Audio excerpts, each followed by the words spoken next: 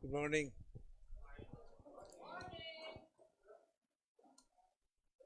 Sa pagkasoberano ng Diyos, hinayaan niya at niloob niya na mabuo po ang 1689 Confession of Faith sa loob ng 1,364 years.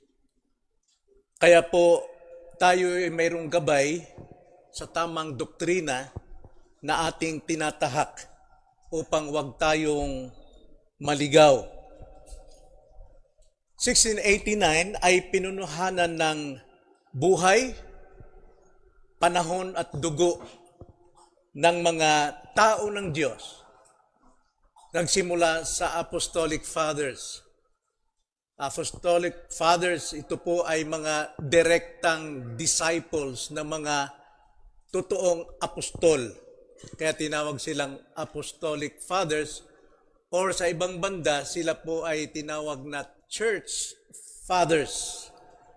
Church Fathers, nagsimula po kay Polycarp, na direct disciple ni John the Beloved.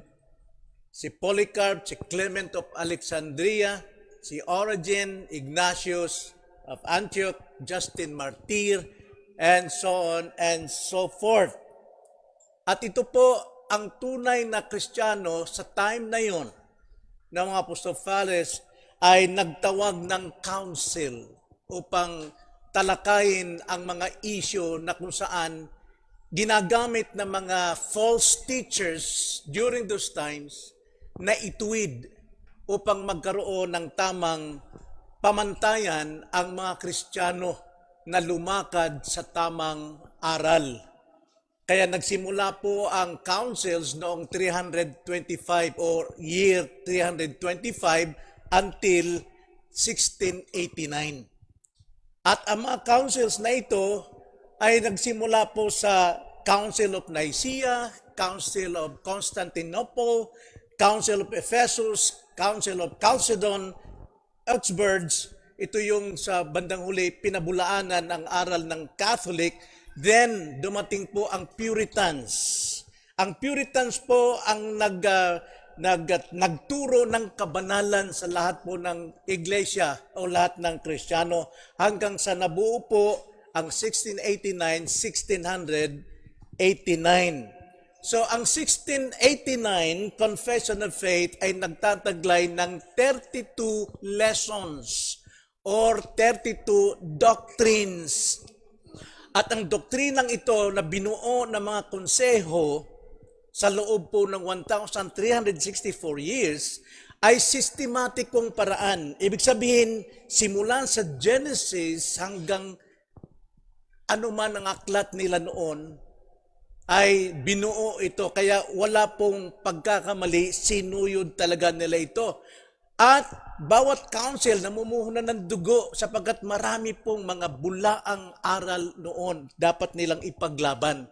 Kaya po kung ngayon sa ating panahon, kung ikaw ay isang matalino at gusto mo magbuo ng panibagong doktrina, tiyak 100% mali siya.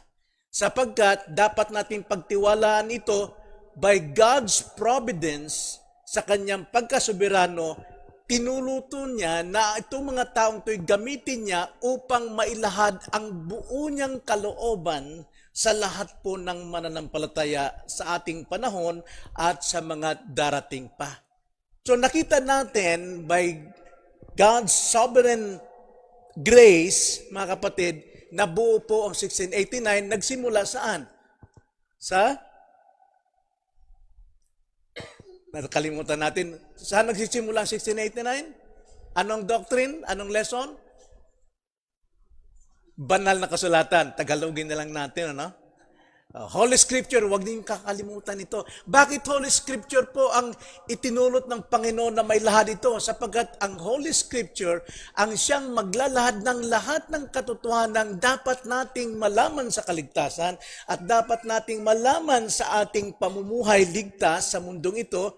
At dito nakasulat ang lahat ng kailangan nating malaman tungkol sa Diyos, tungkol sa providensya, sa lahat ng bagay. Kaya mas minabuti talaga ng Diyos sa kanyang gabay na unahin ang banal na kasulatan sapagkat ito ang magtuturo sa atin. Hindi po tayo nakasalalay sa katalinuhan ng tao. Walang makakapagpapaliwanag when it comes to salvation, when it comes to God, providence, attributes of God, maliban lamang ang banal na kasulatan. At sa banal na kasulatan naman, ikalawang lesson ay itinuro sa atin ang Diyos at ang Trinity.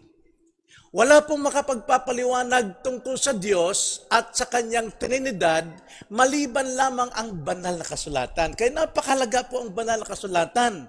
Hindi dapat tayo mahiya dalhin itong banal na kasulatan sa ating mga kamay. So tinuro dito ang una, ang Diyos, that there is only one God, at ito'y nagpapakita sa tatlong persona. Sila'y kapwa pantay when it comes to power, when it comes to holiness and righteousness. Hindi po magkakaiba. Then, pinakita rin ng banal na kasulatan na ang Diyos sa kanya pong pagkasoberano, siya ang nagtakda ng simula at katapusan, kanya namang ipinahayag dito ang kanya pong decree, ang kanyang pagtatakda. Na gusto kong ipaliwanag sa inyo ang God's decree ng konti lamang para makuha natin, para maging maingat tayo sa ating pamumuhay sa ngayon, sa kasalukuyan. Gamitin ko lang po ito. Thank you. Thank you, Deacon. Sa yung ating pen dito. Ito. Okay. Now, God's decree, in summary, mga kapatid, pagtatakda ng Diyos. Buksan lang natin ang Isaiah 14:24. Isaiah 14:24, ganito po ang pagkakasabi. Ang Panginoon ng mga hukbo ay sumumpa. Okay? Sumumpa siya. Gaya ng aking binalak, sabi niya, yung balak ng Diyos na kanyang sinumpaan, gayon ang mangyayari. Okay? At gaya ng aking pinanukala, gayon ang mananatili. Okay? So tingnan natin, God's decree, ito yung nakabatay sa kanyang balak. Halimbawa, dito nagsimula, balak ng Panginoon. Pangalawa ay ang panukala ng Panginoon. Ito, balak, yung plano niya, panukala. Ano pong end nito, mga kapatid? Ang sabi sa balak niya ay gayon ang mangyayari.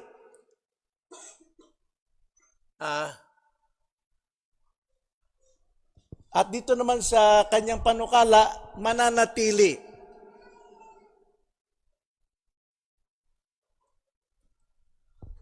Simula po sa simula, ang Diyos po nagtakda ng lahat ng maaring mangyari sa ating panahon. Maaring mangyari sa ating buhay. Tayo po ay binigyan ng free will. May kalayaan tayo. Hindi tayo pinipilit ng Diyos kung alin po yung pipiliin natin, masama o mabuti. Kung mabuti po ang ating sinunod, mga kapatid, yun yung balak niya, mangyayari. Kung mabuti, yan ang panukala niya, mananatili. Pero kung tayo lumihis, masama, yun din ang mangyayari. At kung masama rin ang ating pinili, yun din ang mananatili. Yun po yung itinakda ng Diyos.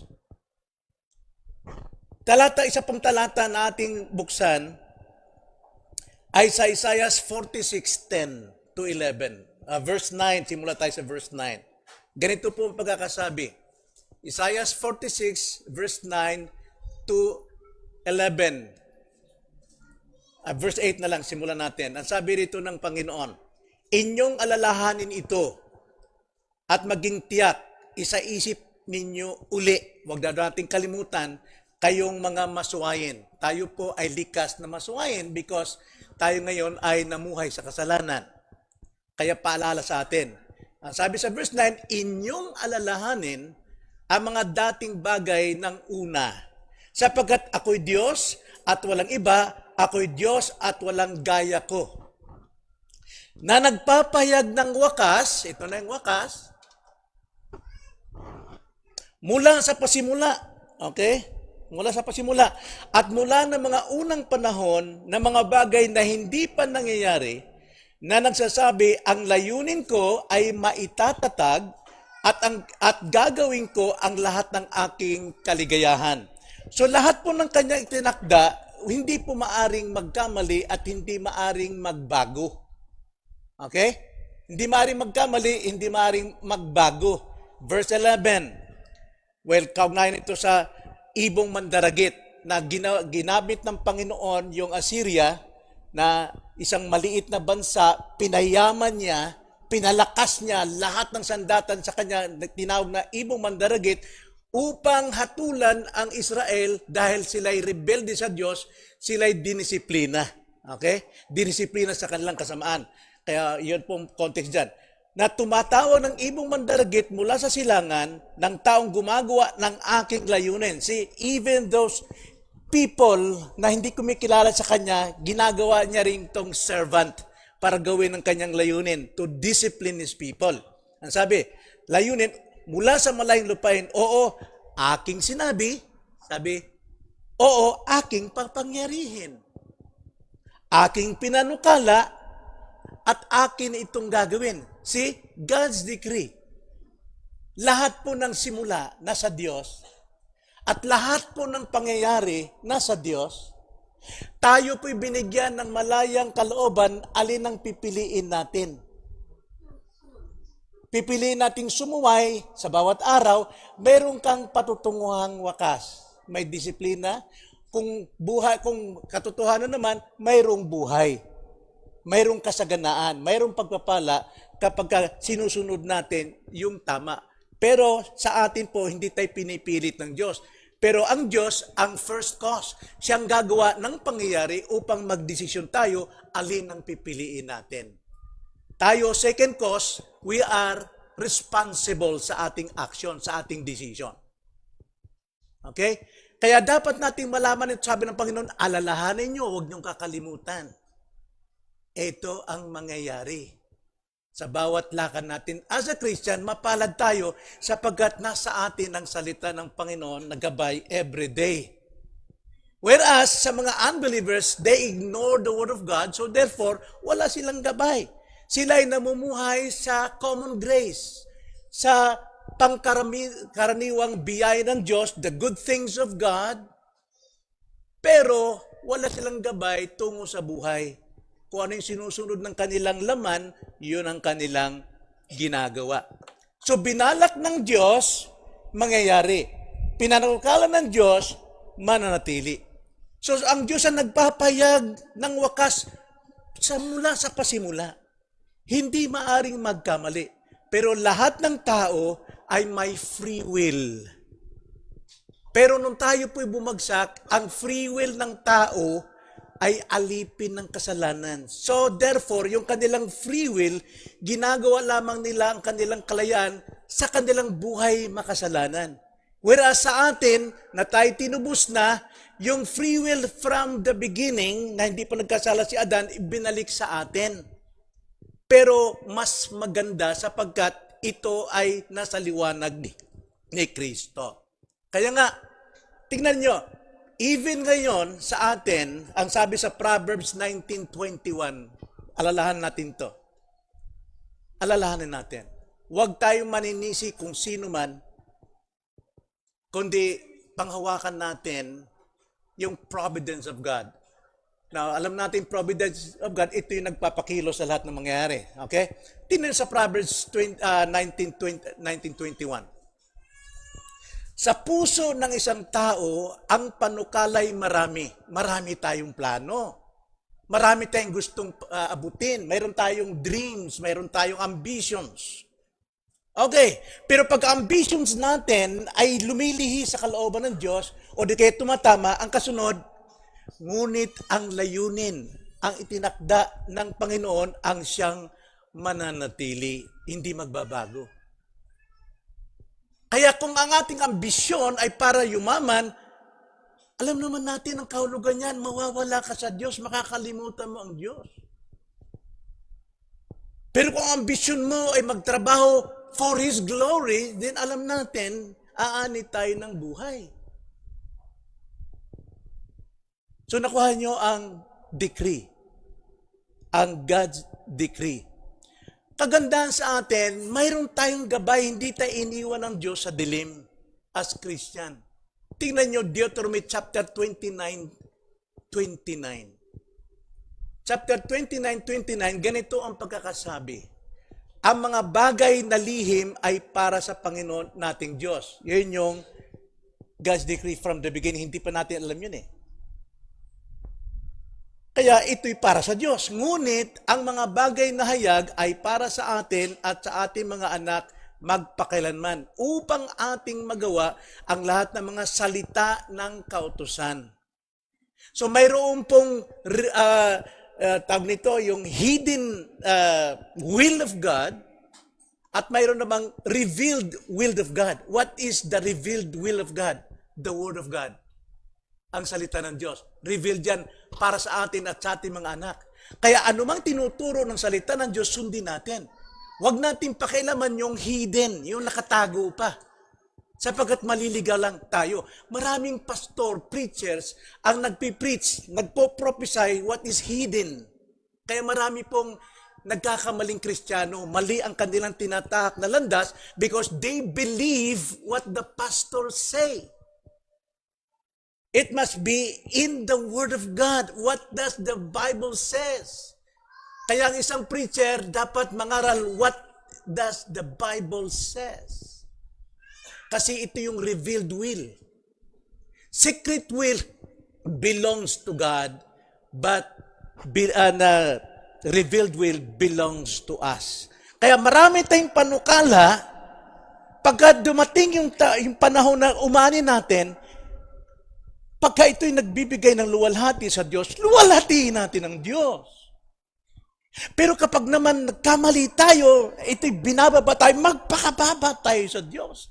Pareho siyang nag-glorify sa bagay na ito. Kung tayo mag-humble at tayo mag-pray sa Kanya, parehong naluluwalhati ang Diyos. Kasi naganap yung Kanyang itinakda. Itinakda. Now, tingnan nyo, ang itinakda. Kailan nagtakda ang Diyos, mga kapatid? Basahin natin ang Genesis chapter 2, verse 16. Dito po nagsimula yung pagtatakda eh. Ang sabi, at inutos ng Panginoong Diyos sa lalaki na sinabi, malaya kang makakakain. Meaning to say, hindi ka pinipilit, hindi kita pinipilit tao. Sabi ng Panginoon, no? Hindi ako pala. Malaya kang makakain mula sa lahat ng punong kahoy. Ibig sabihin, if you obey sa utos na ito, life. Malaya eh. Subalit, ito na. Mula sa punong kahoy ng pagkakilala ng mabuti at masama, ay huwag kang kakain. Bakit? Sapagkat sa araw na ikaw ay kumain, niyon ay tiyak na mamamatay ka. So, itong utos na ito, mga kapatid, dito nagsimula, itinakda na ang resulta. Okay? Itinakda na. Pag nag-disobey ka, death. Pag sinabing death, lahat ng mga klase ng ikakamatay dyan, sakit, karamdaman, losses, kabiguan, lahat na. Karamdaman, lahat na. Pero doon naman sa pag-obey, buhay, masaya, naluwalhati ang Diyos. Now, again, hindi lamang doon, kundi sa Deuteronomy chapter 30, verse 19. Inutos doon ito ng Panginoon sa Israel. Ganito ang sabi sa Deuteronomy 30:19. Tinatawagan ko ang langit, sabi ni Moses, at ang lupa bilang saksi laban sa inyo sa araw na ito, na aking inilagay sa harapan mo ang buhay at kamatayan. See, mayroon tayong choice, life or death. Pero ang sabi ng Panginoon, ang itinuturo ng banal na kasulatan, piliin mo at ng iyong binhi ang buhay upang ikaw ay mabuhay. kagandahan ng salita ng Diyos. Mayroon tayong rebuke na natatanggap sa preaching dahil nagkakamali tayo. Pag hindi tayo na-rebuke doon, hindi ka kinausap, well, pinabayaan ka ng Diyos sa iyong likas na makasalanan. Ito hindi mainawaan ng maraming membro eh. Hindi ka lalago kung hindi ka tatanggap ng rebuke, ng refute. Kasi itinutuwid ka sa tinatahak mong landas. Nandun ka na marahil, magmamataas ka pa, ikaw ay mag-humble. See? Mayroong dalawang pagpipilian ang tao sa itinakda ng Diyos. Jesus Christ mismo nagturo, Matthew 7:13. Ang sabi po sa Matthew 7:13, pumasok kayo sa makipot na pintuan. Yan po yung utos ng Panginoon. Sa makipot na pintuan tayo dapat pumasok at mamuhay. Sapagkat maluwang ang pintuan at malapad ang daang patungo sa kapahamakan at marami ang pumapasok dito. See? Marami pong napapahamak dahil pinipili nila yung pag-disobey at hindi yung pagsunod. Now, ang makipot na pintuan dyan, maraming sasabi, ito'y tumutukoy kay Jesus Christ. Yes, maaari. But ito'y tumutukoy sa revealed will, the Word of God. Salita ng Diyos, makipot para sa atin. Sapagkat dito, nililinis tayo sa ating mga kalikuan, sa ating kasalanan. Samantalang yung turo ng tao, traditions of man, religion of man, ay maluwang na pintuan. At marami ang gusto doon. So yung po yung itinakda ng Diyos. Kay bawat araw, kung mayroon na palang tinakda ng Panginoon, every day, anong dapat natin gawin? Paggising natin, pray. Bakit po? Tiyak sasagot ang Panginoon. Nakita niyo yung kalagahan ng prayer ngayon? Yun yung magbibigay sa iyo ng liwanag para tahakin mo ang buhay mo sa maghapon. Napakalaga po ang panalangin. At the same time, dapat din tayo nag-aaral ng salita ng Diyos. Magkaroon tayo ng family devotion sa bahay natin upang maturuan yung ating mga anak. Huwag niyong pabayaan na sa cellphone lang sila natututo.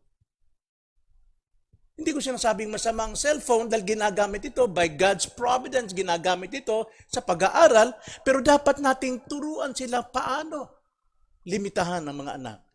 Kundi sila'y turuan sa salita ng Panginoon. Train up your child the way they should go. Kasi mayroon pong magandang bunga pag ginagawa natin. Pag hindi natin ginagawa, pinababayaan natin ang ating mga anak. See? Hindi natin masisisi ang Diyos. Tayo po ang may pananagutan. God is the first cause, we are the second cause.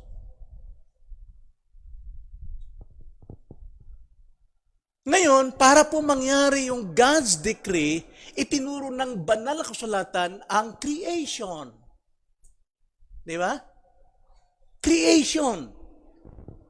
Yung God's decree, plano ng Diyos yun sa panahon, wala pa, from eternity. Para mangyari ito, siya po ay naglikha. Yan po yung lesson 4 natin sa 1689. Ang salita ng Diyos ang nagpaliwanag na ang Diyos, nung siya po ay nagtakda, nilikha niya lahat ng bagay, at panglima ay kanya itong sinubaybayan ng kanyang God's providence. Upang lahat ng nilikha ng bagay ay gabayan, pamahalaan, governed by His divine providence. Ito po yung sa lesson 5. Napapakilos ang lahat ng bagay sa lahat ng itinakda ng Panginoon sa pamamagitan ng kanyang probidensya. Banal ang probidensya. Lahat po na nangyari sa atin according to His providence. Sinisiguro ng probidensya na lahat ng itinakda ng Diyos ay mangyayari. Basahin ko muli Isaiah 46 verse 10 to 11. Ganito ang pagkakasabi. na nagpapayag ng wakas mula sa pasimula at mula ng mga unang panahon ng mga bagay na hindi pa nangyayari, na nagsasabi, ang layunin ko ay maitatatag at gagawin ko ang lahat ng aking kaligayahan, na tumatawag ng ibong mandargit mula sa silangan ng taong gumagawa ng aking layunin mula sa malayong lupain. Oo, aking sinabi, oo, aking papangyarihin, aking pinanukala, at akin itong gagawin. Napakabuti ng ating Diyos, mga kapatid. Napakabuti. Siya po ang gumagabay sa atin sa kanyang probidensya. At alam naman natin, sa kanyang probidensya, lahat po nangyayari nasa kanyang kalooban. Right? Pati ang pagbagsak ng tao. Yun po yung number 6 nating lesson sa 1689. The fall of men. Sa pagbagsak ng tao, mga kapatid, nakatakda na before the foundation of the world. Lahat na mangyari. Kaya hindi po nagugulat ang Diyos na magkasala si Adan at si Eva. Hindi siya nabibigla. Hindi siya natatalat, mali yata ang creation ko, bakit ganon? No, it has been decreed already. Pero wala po sa Diyos ang maglagay ng kasalanan sa tao sapagkat ang tao na-deceive ni Satan. Sapagkat si Satan din, doon sa heaven, ay nagiging proud siya, ibinagsak siya ng Diyos sa kanyang nilikha, at ito naman gumanti naman doon sa Satanas, kanya namang sirain ang mga nilikha ng Diyos. But God decreed already. Lahat ng plano ng Satanas, alam ng Diyos, at hindi maaaring makagawa sa Satanas kung walang pahintulot sa Diyos.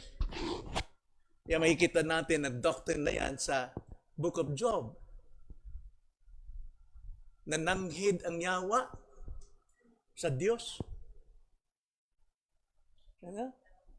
Humingi ng paalam si Satanas sa Diyos para sirain ang buhay ni Job. But Job was God's chosen man.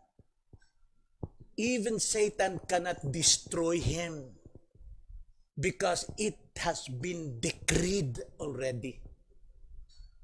Chosen from the beginning. Pero hindi ibig sabihin, ligtas na tayo sa lahat ng kasamaan. Sa totoo, sa tuwing tayo'y gumagawa ng kalooban ng Diyos, napakarami pong masamang dumarating sa atin sapagkat si Satanas, inggit na inggit sa ating privilege. Kaya gusto niyang i-destroy tayo. Pero kung ayaw mong sumunod sa kalooban ng Diyos, kakampi ka sa Satanas, walang masamang dumarating sa iyo. Kung may masama man, punishment at judgment na ng Panginoon. So, yung pong the fall of man, under pa rin sa providence ng Panginoon. Lahat tayo nagmana ng kasalanan kay Adan. Right? Romans 5:12, ganito ang pagkakasabi. Kaya't kung paanong sa pamamagitan ng isang tao ay pumasok ang kasalanan sa sanlibutan at sa pamamagitan ng kasalanan ay ang kamatayan. Kaya tayo mamamatay Kaya't dumating sa lahat ng mga tao ang kamatayan sapagkat ang lahat ay nagkasala kasama ang active sins o actual sins natin. Tayo po'y makasalanan. Yan ang likas natin. That's our nature. Because our nature is sin, natural lamang na tayo gagawa ng mga sins. Kung anong nature ng baboy, ang baboy talagang pupunta sa pusali. Tayo yun. Ang nature natin ay makasalanan, so therefore gagawa tayo ng kasalanan. Yan po yung sa huli, nagkasala. Continuously yan. Nagkakasala tayo every moment ng ating buhay. Kaya tayo apektado sa pagbagsak na ito, tayo pong lahat ay makasalanan. Ngayon dito sumasarap po yung yung doctrine of salvation Dito sumasarap yung tinatawag na the new covenant ng ating Panginoon. So tayo po ay makasalanan at kaya tayo gumagawa ng kasalanan. At tayo hahatulan ng impyerno, hindi lamang sa ating nature, kundi sa ating actual sin.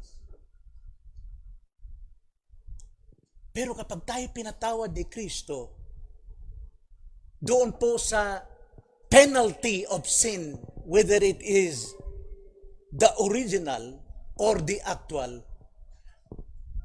the truth is, sin remains in us. Pero wala na tayo sa penalty, sa impyerno. Pero nananatili ang kasalanan. Yun ang nature natin eh. What sin is that? Remaining sin. Kaya even Christian, nakakagawa pa rin ng kasalanan. Pero sabi ni Paul sa Romans 6, hindi na kayo alipin ng kasalanan, kundi alipinin ninyo ang kasalanang nakalublob sa inyo. Yun ang kagandahan ng Kristiyano. We have that power. We have that ability to restrain yung pong power of sin every day. Andiyan yung kapangyarihan eh. Lagi tayong dinadala sa kasalanan. So, itong pagbagsak ng tao, under pa rin sa decree and providence of God. Now, bakit po mayroon tayong remaining sin? Kung ating pong babasahin ang providence of God sa lesson 5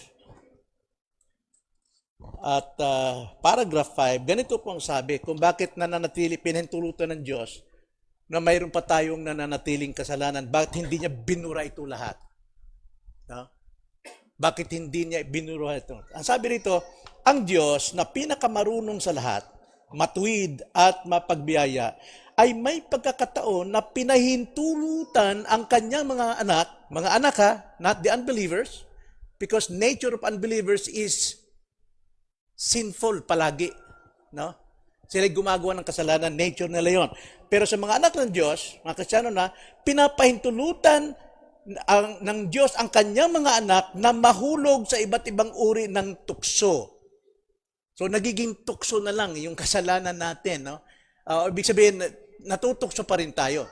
Bakit po? One, upang maranasan ang pagkamakasalanan ng kanilang sariling mga puso. Marami kasi nagkikristyano nagiging mayabang eh, na para bang di siya makasalanan, perfect na siya. Pero alam naman natin, Jeremiah 17:9, the heart of man is the most evil. No? Evil ito eh. Masama ito at sinungaling. Even Christian, kasi mayroon pang remaining sin. Yung remaining sin yun, hindi ito maliit. Malaki ito. Ang nawala lang sa atin, yung kabayaran sa impyerno. But the power of sin remains in us. Kagandahan lang, mayroon tayong Espiritu ng Diyos na nakatira sa atin na naging pagkumbate through knowledge of the Word. People perish for lack of knowledge. Kaya kailangan natin ng salita ng Panginoon. Yun kagandahan eh. Kaya sabi rito, natutukso upang maranasan ang pagkamakasalanan ng kanilang sariling mga puso. Sa English po, ang sabi,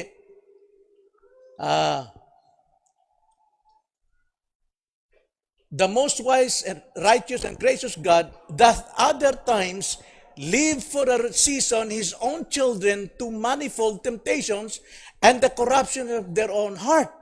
Yan po yun. Then ikalawa, to chastise them for their former sins, upang sila ay paluin sa kanila pong mga nagagawang kasalanan. No? Ito'y bilang pagdisiplina sa kanila dahil sa ginawang kasalanan. Kaya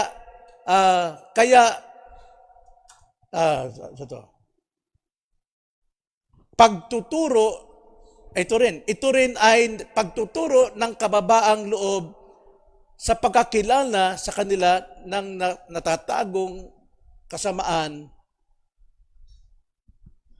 Yun po, tayo po'y binababa, hinahumble ng Panginoon, kaya tayo pinantulutan ng Diyos sa magkasala. Kasi yabang natin eh. We are so proud of ourselves. Kala mo, ikaw na yung pag-asa ng lahat. Diba? Pero the good thing is, hindi ito para parusahan ka, but to discipline us, to make us humble, to purify us. Kagandahan ng Diyos. Christians, hindi na tayo namumuhay sa kabayaran ng kautusan. We are now in the grace of God, in Christ, the law of Christ. Makita, at pang-apat, upang makita ang lubos nilang pangangailangan sa Diyos sa lahat ng oras. We need God sa lahat ng oras. At pang katapusan, tutulong ito sa kanila na magbantay laban sa pagkakasala sa hinaharap. Ito'y tutulong sa atin sa mga darating pang mga tukso sa atin upang wag tayong magkasala. See, nakakabuti yung remaining sin sa atin. Sapagkat wala na tayo sa penalty ng sin na ito. Pero the nature itself, we call it remaining. The Bible says in Romans 7:14, remaining sin. Hindi na akong gumagawa sa ginagawa kong kasalanan, kundi yung remaining sin ko. Yung gusto kong gawin, hindi ko magawa. Yung ayaw kong gawin, siya kong ginagawa. Tumutukoy ni Pablo doon sa aking remaining sin, yung aking old nature. But the new nature, ang sabi ni Paul sa Galatians 2:20, I was crucified with Christ, and Christ lives in me. Si Kristo namumuhay sa akin. Kaya nga, dapat kong ipamuhay ito sa pananampalataya through Christ who loves me. Kaya hindi tayo makakalimot as Christian. Kasama natin si Kristo. We have to apply this truth. Kailangan nating ilapat ito sa buhay natin, sa lahat natin ginagawa. Pagka kumakain natin, i-apply natin, kasama ko si Kristo. Pag ako'y nagtatrabaho, kasama ko si Kristo. Ano man ang ginagawa ko, whatever I do, kasama ko si Kristo. Nang sa ganun, lagi tayong aware. Lumalago tayo sa pagsunod sa kalooban ng Diyos, then we walk in holiness through Christ's righteousness. Then, tinuturo ng Biblia, ang pangpito, ang tipan ng Diyos. Natalakay natin to. Natalakay na natin pala ang lesson 7. Ang tipan ng Diyos. Natalakay natin. Ito ay sa lesson 7. Na hindi ko nababasahin, kundi bibigay ko na lang ang ibang mga hints dito. Ito pong 7, ito ay tungkol sa tipan, the covenant of God. Yung covenant of God ito, referring to the old covenant and the new covenant. The old covenant, kung tawagin yan, covenant of works. Ibig sabihin, lahat po ng mananampalataya, lahat ng tao ng Diyos, from Adam to panahon ni Moises, sila po ay ginagawa, sinusunod nila ang batas upang sila'y makatagpo ng buhay. Gaya ng sinabi sa Genesis 2:16, kung inyong tutuparin ito, na huwag kanin ang bunga ng puno ng kahoy, kayo'y mabubuhay. So in order for them, from Genesis, from Adam to hanggang kay Moises, they have to obey the law of God, which is the old covenant. Sapagkat kung hindi nila gagawin ito, tiyak mamamatay sila. Pero, ang kagandahan doon, yung pong new covenant of God ay mayroon na pong ipinahayag ang Diyos, Genesis chapter 3 verse 15. Kung tawagin, tignan natin yan. Genesis chapter 3 verse 15. Doon pa lamang, itinakda na ng Panginoon ang bagong tipan, the new covenant, which is a promise. Pag sinabing covenant, ibig sabihin pangako ng Diyos na kanyang gagawin. No? Pangako ng Diyos na kanyang gagawin. The old covenant, pangako ng Diyos na kanyang gagawin sa bayang Israel lamang. Tanda natin yan. Old covenant para sa Israel lamang, pangako ng Diyos na sila ay bibigyan ng buhay o mabubuhay sila through obeying the whole law. Okay? Obeying lahat ng batas.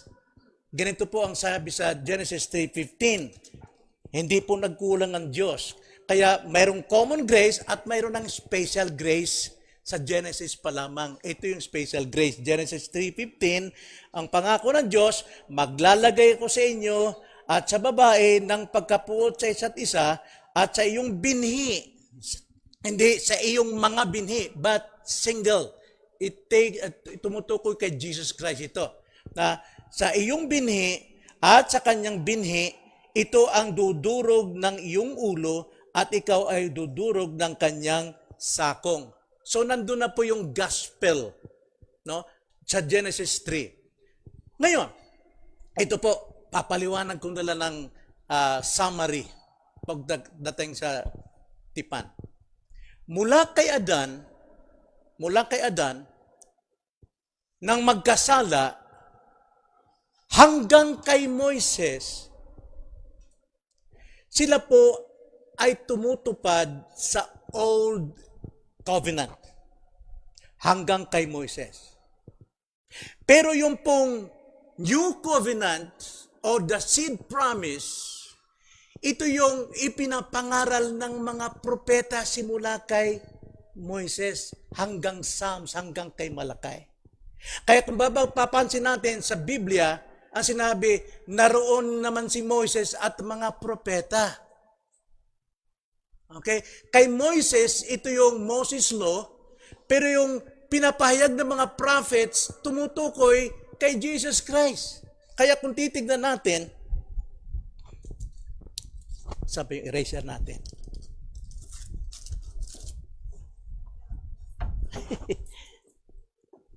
Wala eraser? Ayan. Thank you.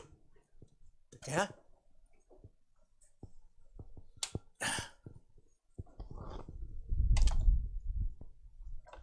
sumula dito sa Genesis hanggang sa atin at sa future, nandito yung cross ni Jesus Christ. Okay? The Old Covenant until kay Moses.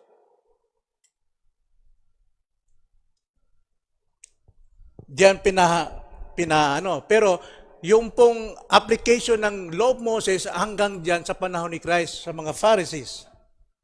Okay?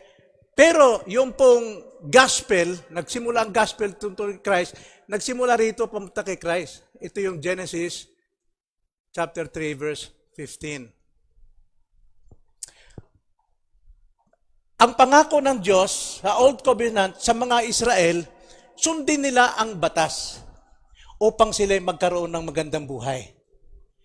Pero, ito po, ipinapangarap na rin na ang kaligtasan lamang ay kay Jesus Christ. Kaya ang kaligtasan po ng Old Testament people ay si Christ din. At tayo namang nandito, ang ating kaligtasan ay kay Christ din, pabalik. Okay? Ngayon, pagdating kay Moses, pumasok na ngayon yung 613 laws. No? From Genesis 1:28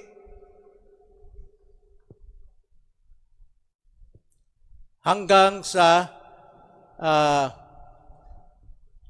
Deuteronomy. Kung tawagin yan ay Mosaic Law.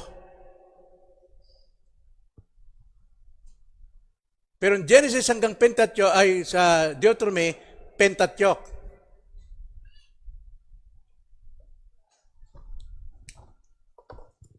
Mosaic Law, mga kapatid, tumutukoy ito sa dito, lahat. No? Moral law, civil law,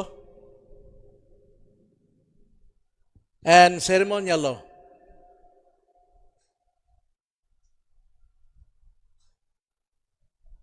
Moral law, ang foundation nito ay ang Ten Commandments.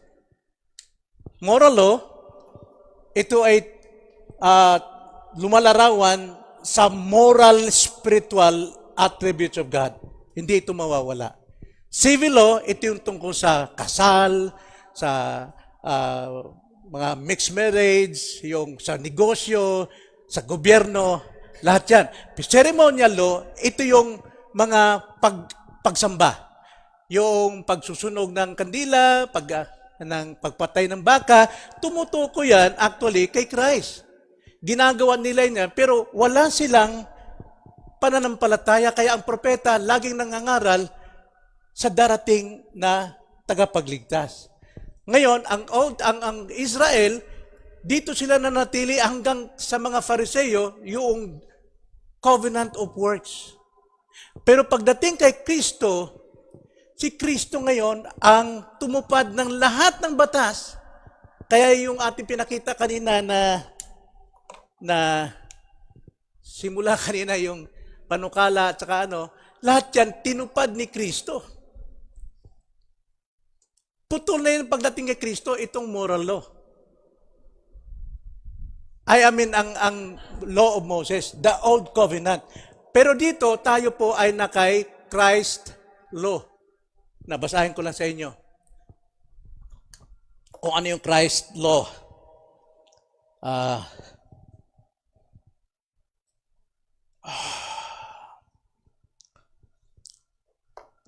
Simula tayo sa kahalagahan ng Old Covenant law.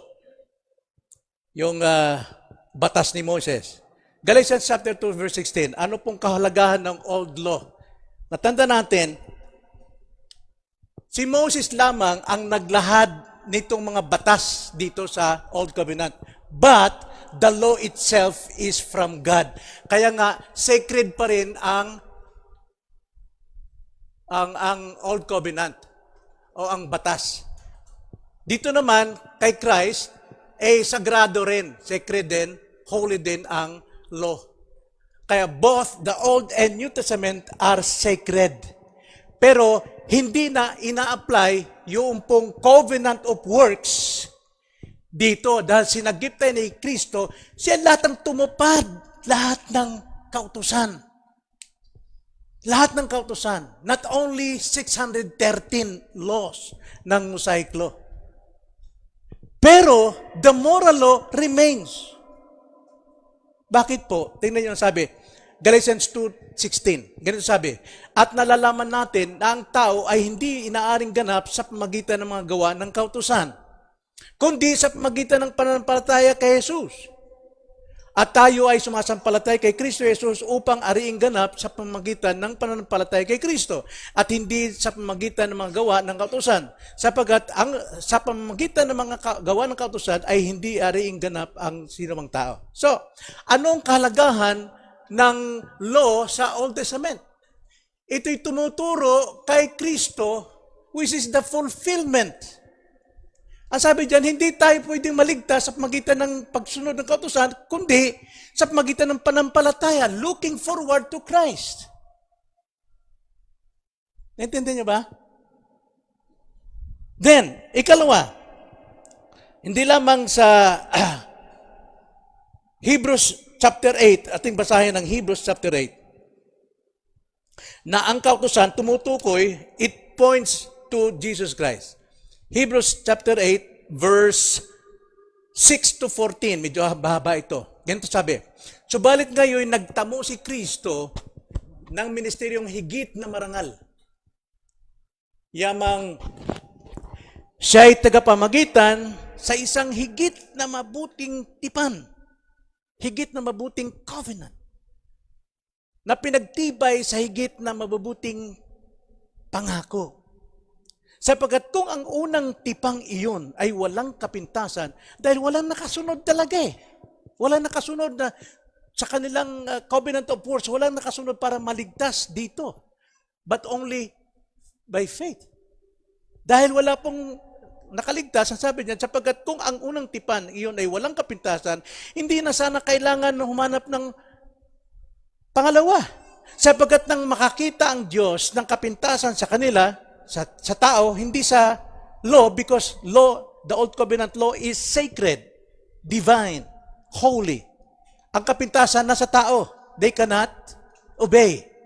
Sapagkat nang makita ang Diyos ng kapitasan sa kanila, ay sinabi niya, ang mga araw ay tiyak na darating, sabi ng Panginoon, na ako'y gagawa ng isang bagong tipan sa sambayan ni Israel at sa sambayan ni Judah. Kailan ito ginawa ng Panginoon?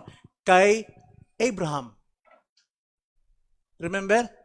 Nagipagtipan ang Diyos kay Abraham. Abraham, ikaw ay magiging ama ng lahat ng bansa. Bilangin mong bituin, ganyang karami. At pagkatapos natulog si Abraham, ang Diyos, ay nag-utos ang Diyos kay Abraham, kumuha ka ng hayop, hatiin mo, hatiin. At pagkatapos, mayroong mga halimaw, mga malaking ibon na gustong dumagit, binugaw ito ni Abraham, napagod siya, nakatulog. At nung makatulog siya, doon nakipagtipan ng Diyos. Bakit po nakatulog? Sapagkat walang kaugnayan ng tao when it comes to the covenant. When it comes to salvation, walang bahagi ang tao. Tulog si Abraham. At ang pangako ng Diyos, lumabas ang isang ilawan, sulo, na dumaan sa pinaghahating mga hayop. Ang sabi niya, ito ako, Abraham. I am the light. Na kung hindi ko tutuparin yung aking new covenant, mangyayari sa akin yung pagkahati na yan as a normal flesh. Kaya yung pangako, covenant means pangako na gagawin ng Diyos. Siyang gagawa. Hindi bahagi ang tao. Walang kabahagi ang tao. So, ang sabi po rito, verse 9, hindi ayon sa tipang aking ginawa sa kanilang mga ninuno ng araw na hawakan ko sila sa kamay upang sila'y ihatid papalabas sa lupain ng Egypto sapagkat sila'y hindi nagpatuloy sa aking tipan. See? Kasalanan ng tao. Kaya't ako'y hindi nagmamalasakit sa kanila, sabi ng Panginoon. Pagka pinabayaan ng Panginoon ang tao, mamumuhay sila sa kanilang likas, gagawin nila anumang kasamaan. Dahil hindi sila pinakalaman ng Diyos. Verse 10, ito ang tipang aking gagawin sa sambayan ng Israel. Pagkatapos ng mga araw na iyon, sabi ng Panginoon, ilalagay ko ang aking mga kautusan sa kanilang pag-iisip at isusulat ko ang mga iyon sa kanilang mga puso at ako'y magiging Diyos nila at sila'y magiging bayan ko. Ano tumutukoy dyan? Born again. Pagdating po sa New Covenant, ang New Covenant applied to regeneration, sa pagiging bagong tao.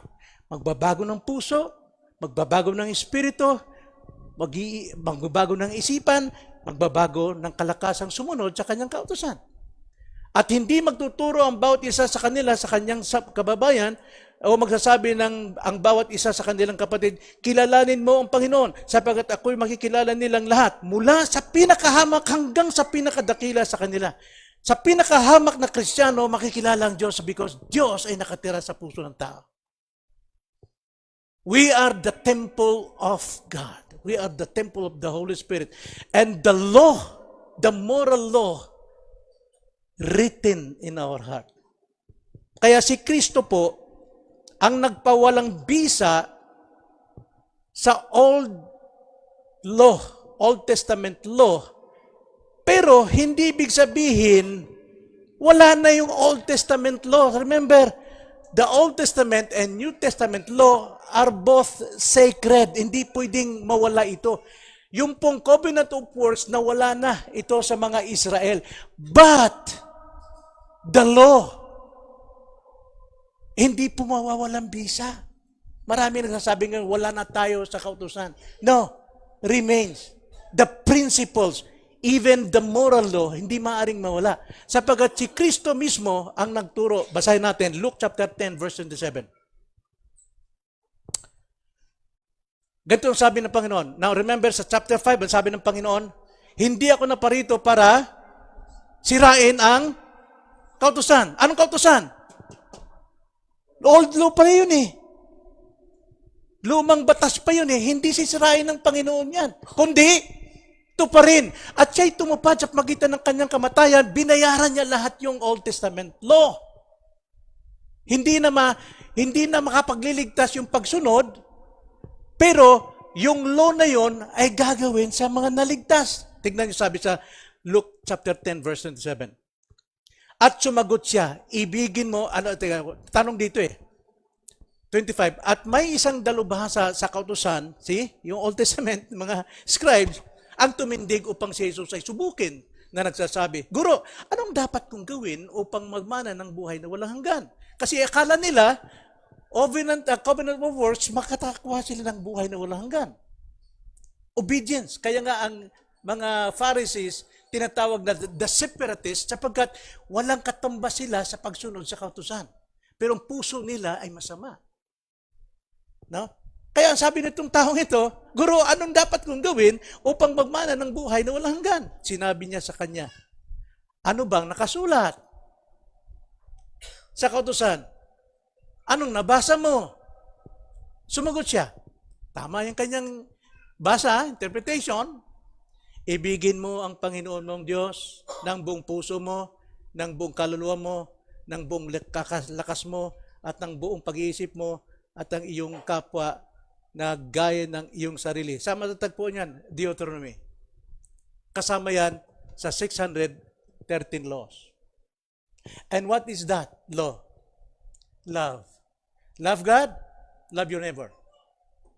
So, love is the fulfillment of the law. Love is the fulfillment of the law. At bakit namatay si Kristo? Because of God's love. It fulfills the law. Pero, yung love na ito, yung sinabi ni Jesus Christ na 2 utos, sakop nito ang lahat ng law sa Old Testament and New Testament. Kaya hindi nawala po yung Old Testament law. Kundi ang nawala doon is the covenant of works for salvation. But the moral law remains. Sapagkat kung wala pong moral law, paano tayo magsisisi kung mayroon tayong kaaway? Nakasulat pa rin sa Old Testament. Even doon sa mga pinahayag ng mga prophets, ng mga psalms, nandun pa rin eh. Hindi nawawala po yung totoong batas para magbago tayo, magbago ng ugali. Na tayo po ay nasa batas ni Kristo. Anong batas ni Kristo? John 13:34-35. Love one another as I have loved you. Because if you love one another, people know that you are my disciples. Kaiba po yung Kristiyano kaysa sa Israel. Hindi tayong tutupad sa law for our salvation, but it was Christ who fulfilled the law para maligtas ang tao. So, ang salvation is the same. Sa Old Testament, it points to Christ. Sa atin naman, it backs to Christ. There's only one Savior, and there is only one salvation. That is the covenant of God, the new covenant of God. So, iyan po mga kapatid. Marami pa sana akong sasabihin hanggang chapter 7, pati sa iglesia. Ngunit wala tayong oras. Pero I hope na unawaan natin na ang law hindi nawawala po. Hindi nawawala. Sa New Covenant, hindi nawawala ang law. Because love is the fulfillment of the law. Sa lahat ng law, higit pa sa 13, sakop po ng love. Kaya nga, number 1 pong palatandaan that you are a Christian, you love your neighbor. Pag minamahal mo yung kapwa. Kung hindi ka ninira, hindi ka ng chichismis, minamahal mo kahit yung kamalian niya, inuunawa mo, nagpapakumbaba ka, then you are Christian. Because love is the fulfillment of the law.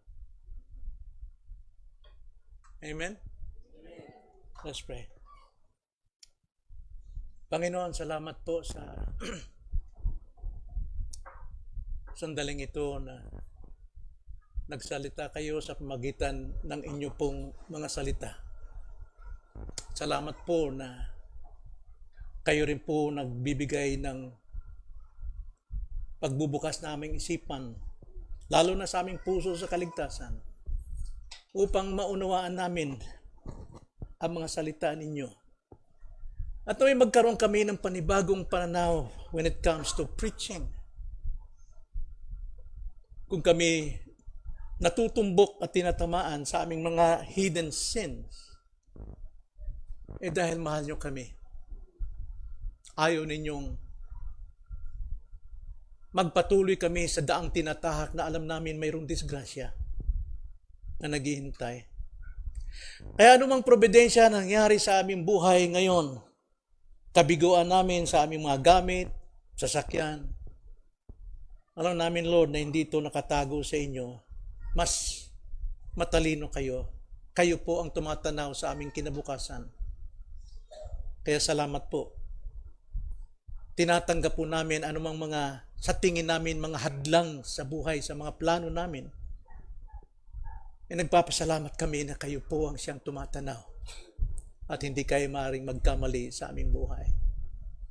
Turuan niyo kami na mag-response ng tama sa iyo pong probidensya upang huwag kami magkasala laban sa iyo. Ito ang aming dalangin sa pangalan ng Panginoon Hesus. Amen.